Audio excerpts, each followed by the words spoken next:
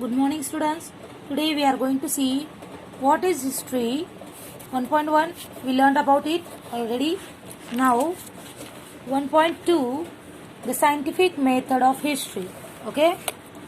Standard 3rd and 4th, as part of the environment studies, we have become acquainted with the various science. The special characteristic of this science is that their facts of or evidence can be tested in experiments with can be repeated anywhere, anytime. The method of using a number of different tests to determine whether the evidence is reliable is called the scientific method. Means we see that standard 4th you studied about the various sciences. The special characteristic or feature of it means that we are doing various tests to a single conclusion. Yes, and those tests or experiments can repeat anywhere and anytime. So the definition of the scientific method is the method of using a number of different tests or evidence to determine whether the evidence is reliable is called the scientific method. Means by this method we can determine that evidence is reliable or not. Okay. For better understanding I will explain it in Marathi also. प्रत्येक पुरावा वेगवेगळ्या कसोट्यांवर म्हणजेच वेगवेगळ्या टेस्टवर तपासून तो विश्वास ठेवण्यासारखा आहे की नाही हे ठरवण्याच्या पद्धतीस शास्त्रीय पद्धत अथवा सायंटिफिक मेथड असे म्हणतात. Okay. For example now there is a many things that happened since our birth that may not they know about. Okay. However, our grandparents or parents or other often tells us amusing stories of our childhood. Those stories are a part of their memory. However, when different people tells us about the same event, we find the differences in their narration. But it makes us wonder which one can write.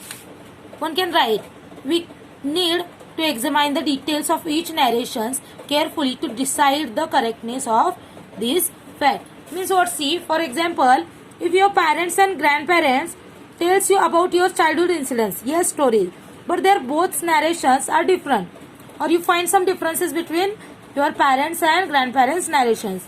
On that time we examine the both narrations. You examine the both narrations and remove the same point between both narrations.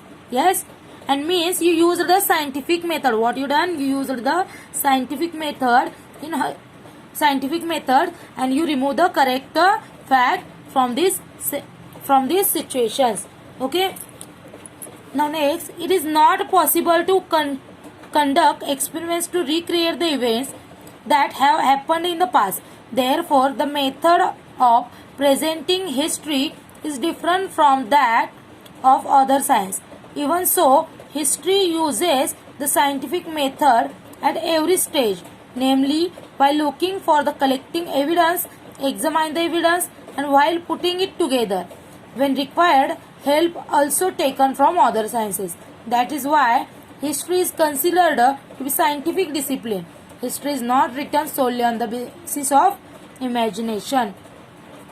Means in history we can't recreate the evidence happened in the past. Means now you are nearby 10-12 years old, but you can't recreate when you was 2 years old. Yes, you can't recreate such incidents when you was 2 years old. So history is different kind of science. We can recreate the other incidents of other sciences, but in history we can't recreate such a incidents. Then also history is using the scientific method at every stage.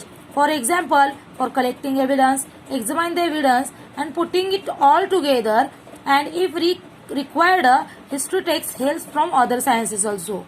That is why the history is considered to be a scientific discipline. Okay. And one more important point is we can't write history on the basis of imagination. Yes, means we can't imagine history. Now, here some points are given. Ancient objects, structures, sculptures, pots, coins, inscription, copper plates, books, manuscripts, traditional stories and songs remembered over many generations, etc. are the sources of history. Which are the sources of history? Because of such a things, we know what is history. We came to conclusion what was the history. So it's called the sources of history. The sources of history have three types. How many types? Three. First, material sources, written sources, and oral sources. Okay, how many types? Repeat after me. First, material sources. Second, written sources. Third, oral sources. In order to find out what happened in the past and how it happened, evidence available from all these sources is collected and thoroughly examined to determine the reliability. With the help of the evidence that stands there, these past events are put in proper sequence and a historical account is written. This is the scientific method. Now we learned about the three methods, three sources: material, written, and oral. With the help of these sources, exactly what happened in history we can understand. And for that also we use the scientific method. First we collect the evidence, then we put it in a proper sequence and keep its record or account. It's called the scientific method. Okay. Now 1.3, history and us. Okay, what is related for us and between history? The study of science helps us to find the answers to many questions. For example, environmental science studies the problem of degradation of the environment, pollution, etc. and looks for their solution also. In the same way, every science has its own areas of study. History studies events of the past. The study of various sciences means the study of various sciences helps us to find the answers of many questions. For example, in environment study or EVS studies the problem of degradation of the environment, pollution, and it looks for their solutions also.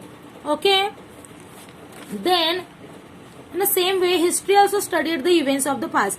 Now, one example is given here. What example? Environmental science studies about the degradation of the environment, okay, and pollution, and about its solution also. And what studies in history? History studies the events of the past. Okay. Now, individual or collective actions of the human beings have consequences. They results is in an environment that may be either favorable or unfavorable for the progress of society. This affects our day-to-day life. For example, if the people of village work together and help one another, the village makes good progress. However, if the people cannot come together, it puts obstacles in the way of its development. Now, individuals means personally, okay, individuals, and collective means group wise actions of peoples or human beings have consequences, means it affects on the progress of human society. For example, in village people do work, they also help to each other, and by this way they makes progress in their life. Okay. But if people not help to each other, they will not make progress, and it will become very big obstacle in their ways of development. Okay. History attempt to find out answers to many questions by studying the way of thinking of past societies, their actions and consequences. Okay. The study of history makes it possible for us to study what is and what is not favorable for the progress of human society. History thus provides us with guideline about how we should behave today in order to shape a good future. Means in history, what history tells us?